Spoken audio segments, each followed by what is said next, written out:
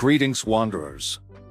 Today's topic is: which celebrity or public figure deserves a huge apology? That woman whose child got eaten by dingoes. Lindy Chamberlain really got screwed. She had to wait 32 years before her name was cleared, and by then nobody cared about the retraction. The press and the police were the worst.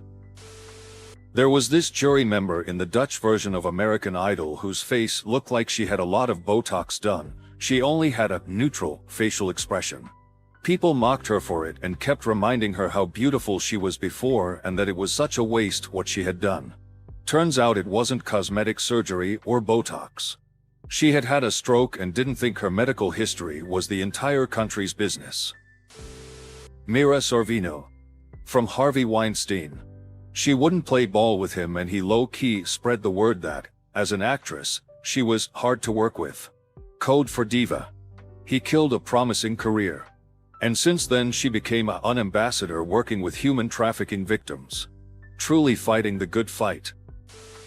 Greg LeMond. Who was the greatest cyclist, Tour de France winner, etc. He accused Lance Armstrong of doping, which was absolutely obvious to anyone in the sport, and he got dragged through the mud and vilified for years after, lost his business, was exiled more or less from sports broadcasting, branded a kook or an alcoholic or mentally unstable. Right up until Lance finally admitted that he was doping and got all his wins taken away. I don't think he ever apologized to LeMond though, not that it would have made up for all the shit he went through. I had a teacher in college who was a Greg LeMond fan. My teacher liked cycling as a hobby and had a blog about cycling, and he had made entries about how Lance was doping and somehow the Armstrong team got word of it and threatened him with legal action to take it down. So he did, and that's why he's a Greg LeMond fan. Lindy Chamberlain. A dingo really did eat her baby. It must have been horrifying. But she went to prison and the line, "A dingo ate my baby," became a joke because it sounds absurd and she has a funny accent. Shelley Duvall. Duh. Phil is an asshole. The woman who sued McDonald's because their coffee gave her third-degree burns. She tried to get her medical bills covered and their corporate lawyers destroyed her and turned her into a laughing stock and became a trope in our TV shows. She died thinking the entire world hated her, and to this day nobody responsible has ever apologized for the horrible things they did. Yep, her labia was fused in parts due to the burns. Alan Turing.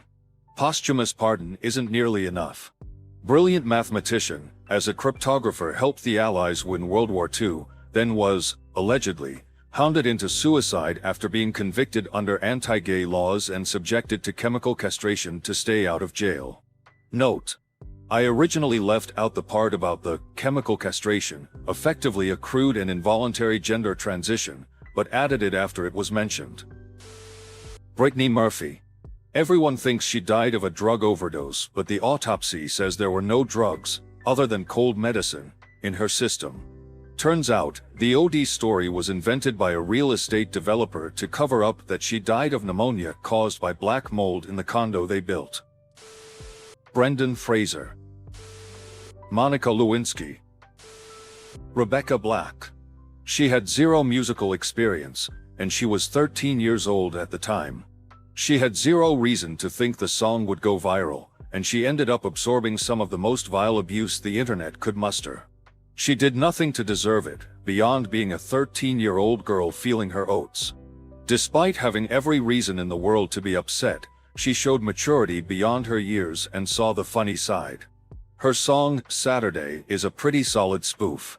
Much respect. Corey Feldman.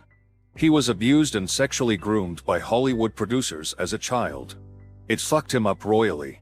He tried multiple times to speak about it publicly and was crucified by big names who basically accused him of slander. Most notably Barbara Walters very openly said he was damaging the industry with his reckless words. Corey was just telling the truth about the exploitation happening to child actors, and no one believed him or helped him. They just hung him out to dry. When all the abuse came to a more public light years later, no one in Hollywood lifted a finger to help make amends to what they did to Corey. Too late now, but Paul Rubens, jerking off in a porno theater is like reading at a library. ETA. Anyone mentioning the child porn stuff really needs to look it up on Snopes. Vanessa Hudgens for being shamed and forced to make a public apology when her private photographs were stolen and leaked on the internet. It wasn't enough that she had to apologize, but people thought she should have been fired from the High School Musical sequel. Disney didn't fire her, but they did release a statement saying they hoped she's learned a valuable lesson.